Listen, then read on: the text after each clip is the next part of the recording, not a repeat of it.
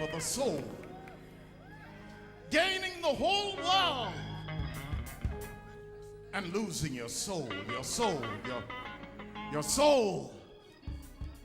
Do you remember the first miracle that Jesus performed in your life?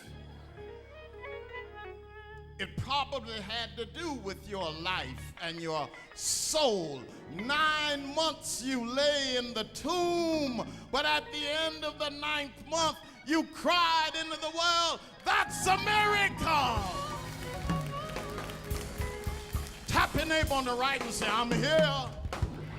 Neighbor, turn back and say, I'm still here. The miracle is still going on. The miracle is still going on.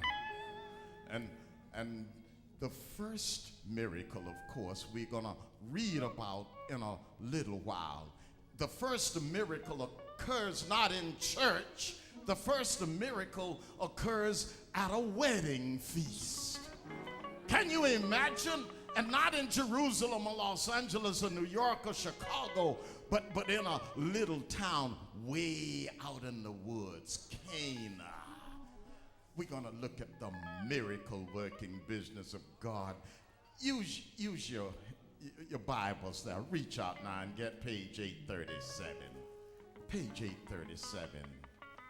We're going to dedicate the New Supply Bible soon. And our radio audience, John 2. Please rise. Gospel of John, John 2. 2 days later, Jesus' mother was a guest at a wedding in the village of Cana in Galilee. Jesus and his disciples were invited too. The wine supply ran out during the festivities. Jesus' mother came to him with the problem. I can't help you now, he said. It isn't yet my time for miracles. But his mother told the servants, do whatever he tells you to. 6 stone water pots were standing there. They were used for Jewish ceremonial purposes and held perhaps 20 to 30 gallons each. Remember that number. Then Jesus told the servants to fill them to the brim with water. When this was done, he said to them, dip some out and take it to the master of ceremonies. When the master of ceremonies tasted the water that was now wine, not knowing where it come from, though of course the servants did, he called the bridegroom over. This is wonderful stuff, he said. You're different from most. Usually a host uses the best wine first, and afterwards, when everyone is full and doesn't care, half drunk, then he brings out the less expensive brands. But you've kept the best for the last. This miracle at Cana in Galilee was Jesus' first public demonstration of his heaven-sent power, and his disciples believed that he was really the Messiah. We're going to use verse 3 as our cornerstone as you take your seats. The wine supply ran out during the festivities, and Jesus' mother came to him with the problem. Our subject, raising problem solvers.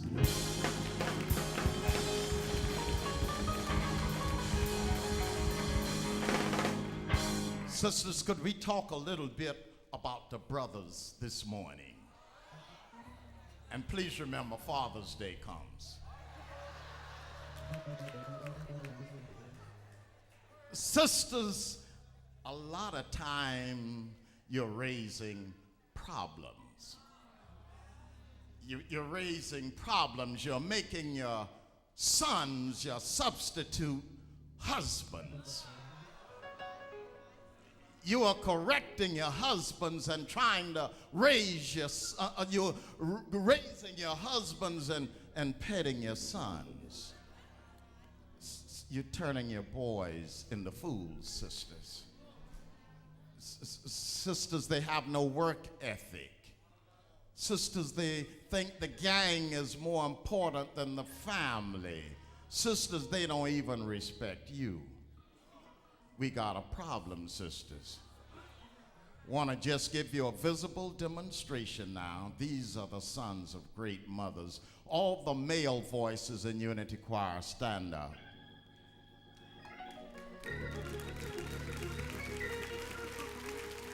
Now, while they're still standing, count them. All right? Now, sisters, stand up and join them in the choir. All the sisters. Now, count the sisters. All right? Thank you. Look down your row from left to right. Count them. Uh-huh. Okay, Mama. We got a challenge. Raising problem solvers. Sisters, don't get mad. We ain't talking about raising hell. We talking about raising problem solvers. And you just the best old mamas and potential mamas in the world. 4 centuries you've been strong and carrying your people. You don't have to hang your head. You are somebody. But we are talking about raising problem solvers. Jesus' mother, Mary, brings him a problem. People are always bringing their problems to Jesus.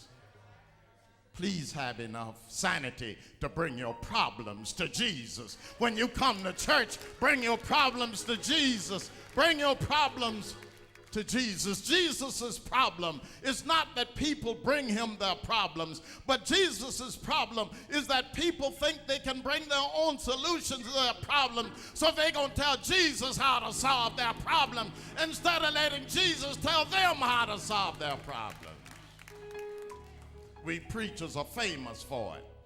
We preach 5 minutes, or talk rather, we pray 5 minutes telling Jesus what to do instead of listening for Jesus to tell us what to do.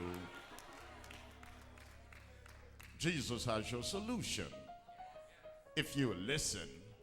Tell your neighbor on your left, don't know so much. Don't know so much. You bring a problem to Jesus, let Jesus fix it for you. If you know the solution, why are you bringing it to Jesus? If you know everything, you don't need to bring the problem to Jesus. Fix it yourself. You know the situation. A relative of Jesus and his mother Mary is getting married.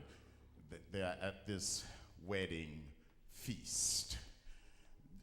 Jesus came eating and drinking, they tell us.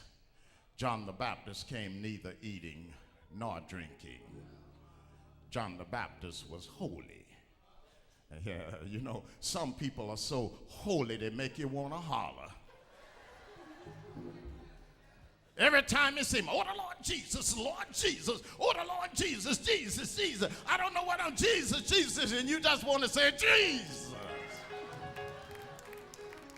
So holy they make you want to holler. Here you got a congregation with thousands of folk, and somebody says something negative to them, and they're going to put the whole church down. Y'all supposed to be a church. Well, we are a church, and a church is a hospital. Not only do we receive the well, we receive people who are as sick as you are.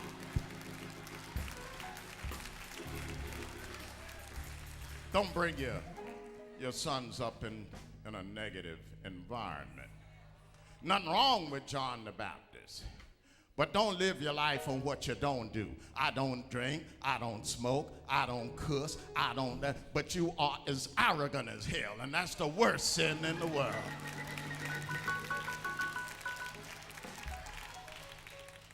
Nothing wrong with John the Baptist. He didn't come eating and drinking. He didn't come doing the things that you and I do. But how many of you are here this morning because you believe in Jesus? Raise your hand. Look at there. How many of you are here this morning because you believe in John the Baptist? You see, there ain't no John the Baptist church.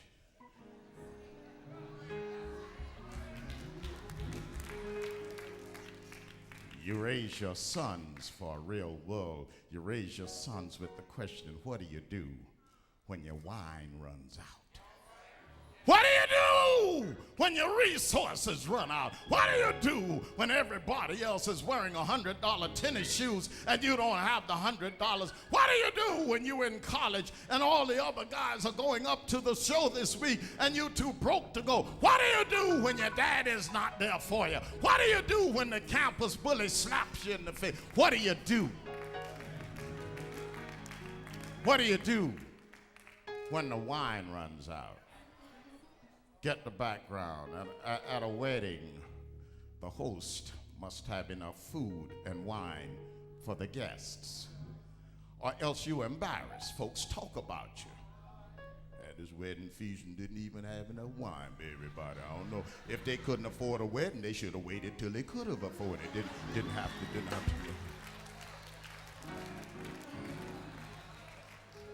Shouldn't advertise it. If they were going to serve no food and wine, they should have told folks I could have eaten before I came here.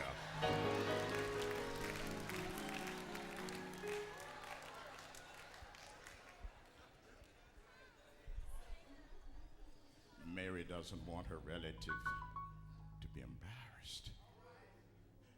Mary brings the problem to her son, to Jesus. Sisters, Mary brings the problem to Jesus.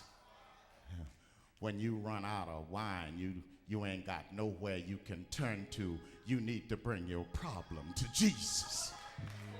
But when you've done all that you can do and you no longer have resources, you need to bring your problems to Jesus. Mary brings the problem to her son, not to her live-in boyfriend.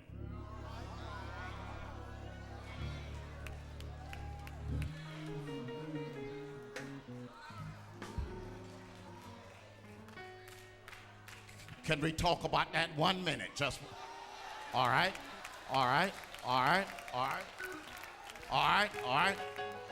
Mamas, you messing up your boy's head. Mama, you got to understand, here's where your boys put you. You're straight, mama. Your boys put you on a pedestal. Did you hear them 8 men singing this morning, Mama, and 3 of them were crying? I was sitting here with my handkerchief crying. You put your mama on a pedestal. Sisters, do you understand that? So your boyfriend don't get no further than the living room.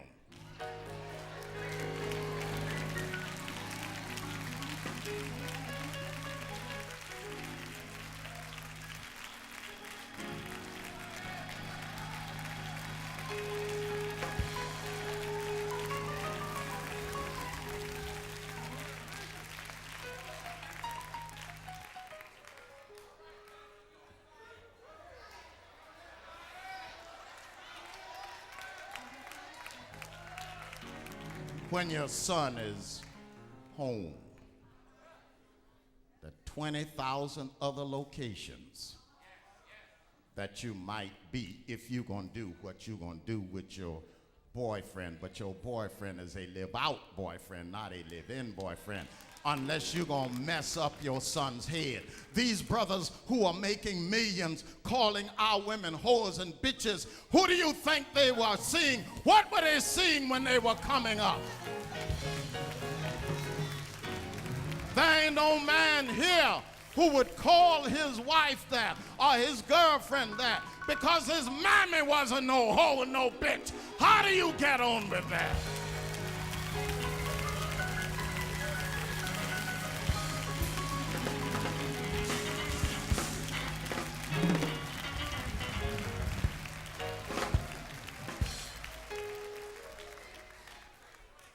She brings the problem to her son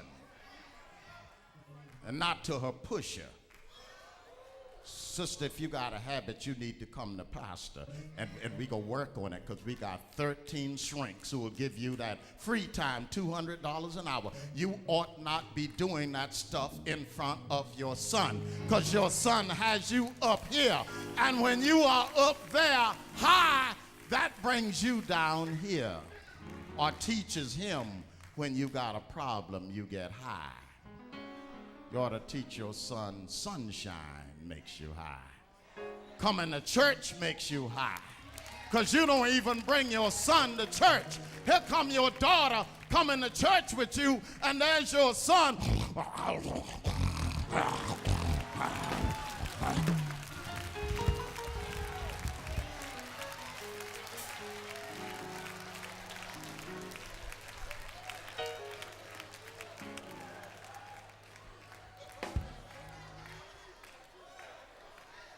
She takes the problem to her son. She raised that son, and I know that boy is sensitive to care. I know him. I've been watching him. He has an unusual power in him. Son, they have run out of wine. They have no more wine. Listen to Jesus. Gotta come with him now. Woman, moi kaisoi, that's Greek. In Aramaic, woman, what is there between me and thee? Woman, what you don't tell me what to do. Jesus, you dissing your mama? Listen to John tell you got to understand the background. First of all, it is not impolite to refer to your mother as woman. She is a woman. It's only in later times that woman has become an opprobrious connotation. Till then it was princess. Little mother, a woman. Moi kaisoi. What is there? I only take orders from who? From God. In the Gospel of John, nobody tells Jesus what to do. Not even his mother. What's going on, Mama?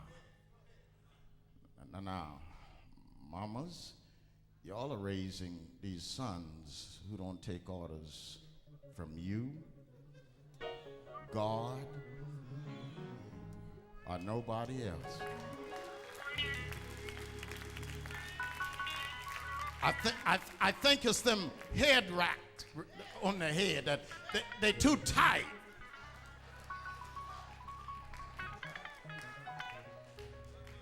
Mess up the head. Boy, that's your mama. You didn't take orders from nobody. You seen that hamburger commercial? Don't bother me, I'm eating. Mama, don't bother me, I'm eating. I'm eating the food you put on my plate. I'm eating, Mama. I'm eating the food you put on my plate. You had to go out and get 2 jobs to bring food to me, but I'm eating the food that you put on my plate. Don't bother me, God. I can't come to church. I'm eating. I'm eating the food you gave on my plate. I'm too busy. I'm wearing the clothes you put on my back. I can't come to you. Don't tell me what to do.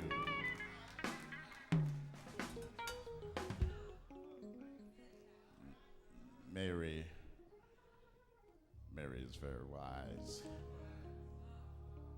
Mary doesn't go into her fingernail thing and Juveneckin thing and Kimbo thing. Sometimes I think I understand why God gave us such generous derrieres.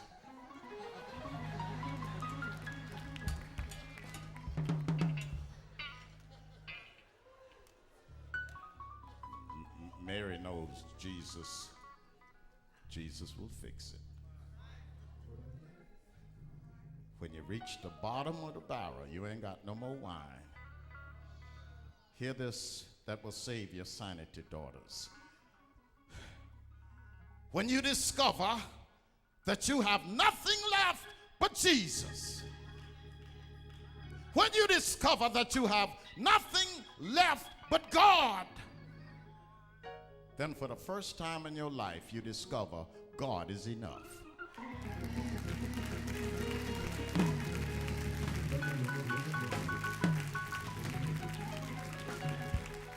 The whole concept of stewardship means God is enough. You will be supplied. God is enough. Give to God. Give God the tithe of your life.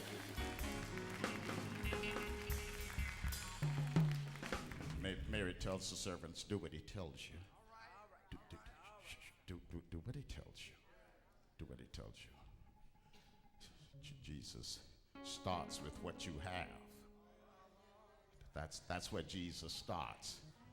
Bring it to me, I'll bear it. Bring it to me, I'll share. Jesus starts with what you have. Can anybody here sing bass? We need some basses in the unity choir. You say you're broken, you're out. Have you come to pastor who will send you to employment? You need housing. Have you come to pastor who will send you housing? You need counseling. Have you come to pastor who will send you counseling? You need emergency food. Jesus starts with what you have. There are 6 pots. That's all that's left. 6 pots.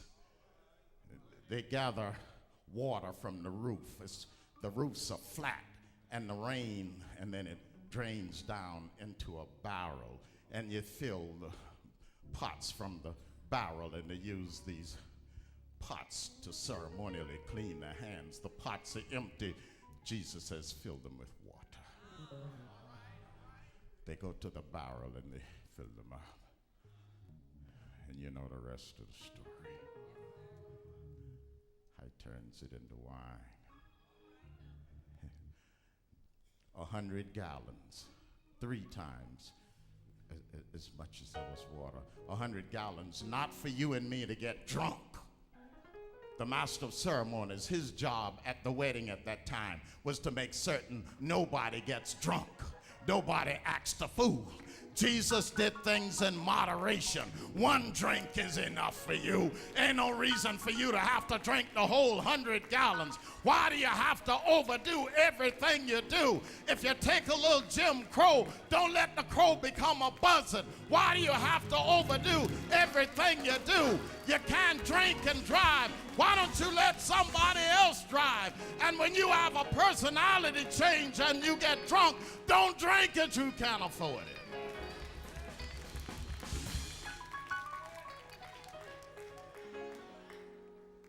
Lord, says the master of ceremonies, this is magnificent. Most people serve the best wine first when people are sober. Then they bring out this lousy wine later when they don't have any palate anyway, drunk. But you have served and saved the best wine to the last. How did Jesus do it? How did Jesus do it? Desi, how did he do it? Desi, you started us out with $100,000, and now with all these business firms, 18 corporations, you're worth infinitely more. How did you do it?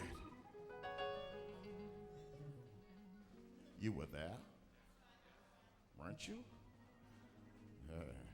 How did Jesus take you from Texas and deliver you from the sick bed and put your feet on the floor this morning and make you one of the most well-loved pastors in the world? How did he do it, Al? You were there! Baby love, you had a kidney that shut down on you, and God has made you the Golden Mike Award. How did he do it this morning? How did he do it?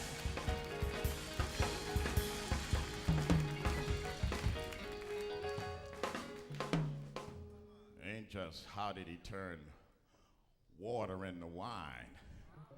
Somebody here will ask you, how in the world did he turn that wine into water? I had a drinking problem. And God turned my wine into water. I had a substance abuse problem. and God turned my substance abuse into substance. I had an eating problem, and God put me on a diet of spiritualism. I had a suffering problem. I was going around begging for love, but then I realized I am somebody, and I began to walk tall, and now I've got all the love I need. How did he do it? Thank you, Mama. Thank you, Mama.